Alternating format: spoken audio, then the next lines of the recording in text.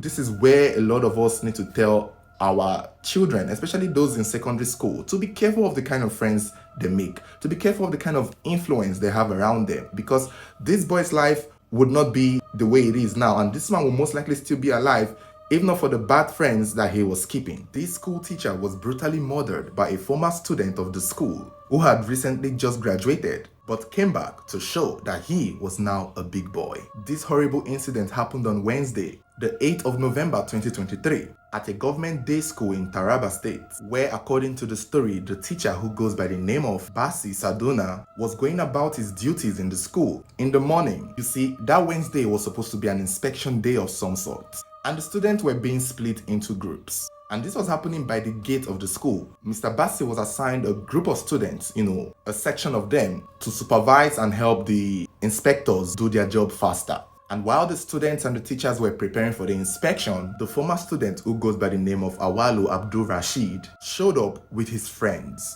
about 2 or 3 other of his friends. And as they got into the school compound, they met the inspection going on. And that was how this group of ex-students, the big boys, just walked through the line and was heading for the main school. Now, the thing is, Abdul Rashid was actually coming to have one of his documents signed.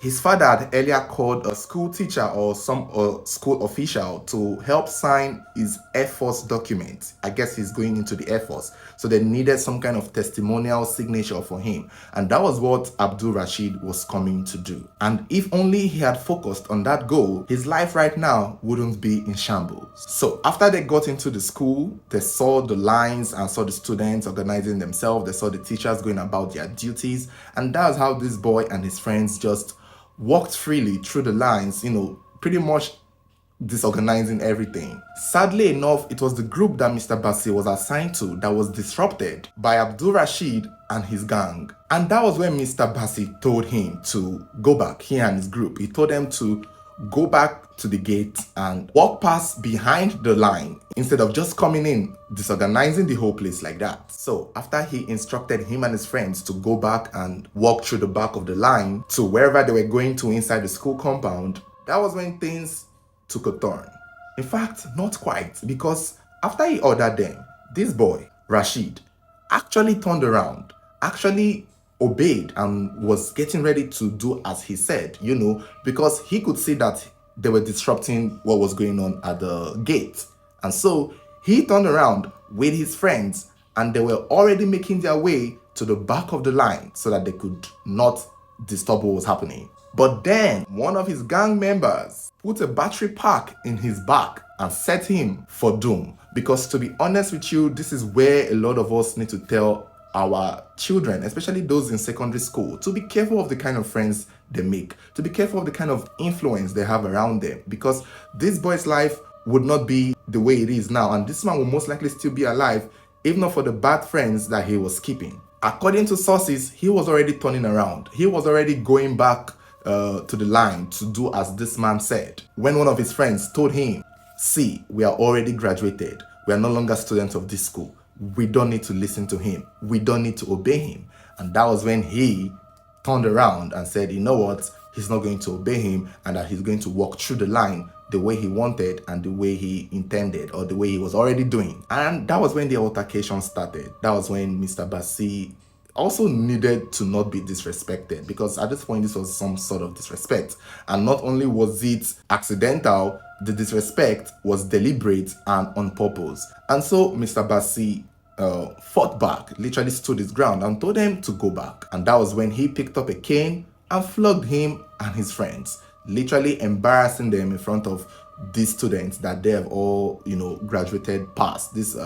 I'm sure the students, they were all their juniors. So it could have been embarrassing for them. And I could relate to the way the situation must have escalated, given that this was happening in front of other students who were all witnessing this chaos. And you know how rebellious secondary school students can be, because when this happened, when he was flogged by the Mr. Bassi, he started causing trouble. He and his friends started making a big deal. They started fighting.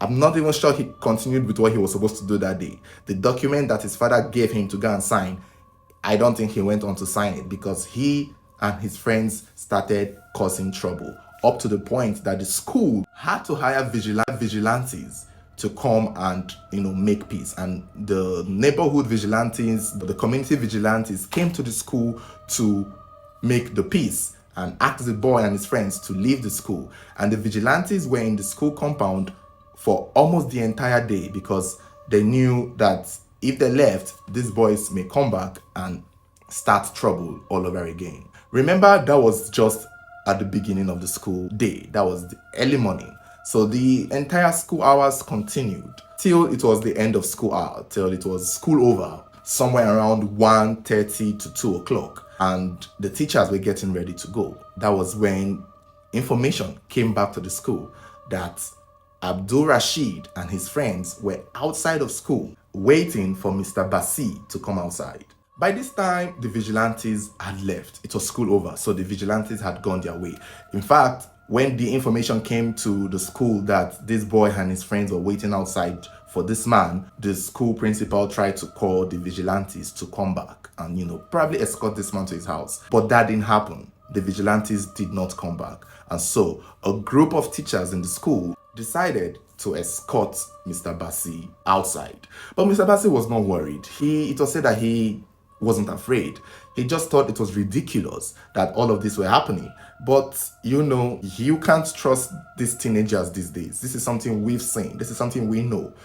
In the past few weeks, we've been dealing with stories where teenagers and young people are the ones doing the killings now. Successfully so, Mr. Bassi was escorted to a tricycle, to a keke, where he was going to board to his house. And the teachers who escorted him were, they thought at this point they've done what they needed to do. They've accompanied him to the transport place where he would take to his house.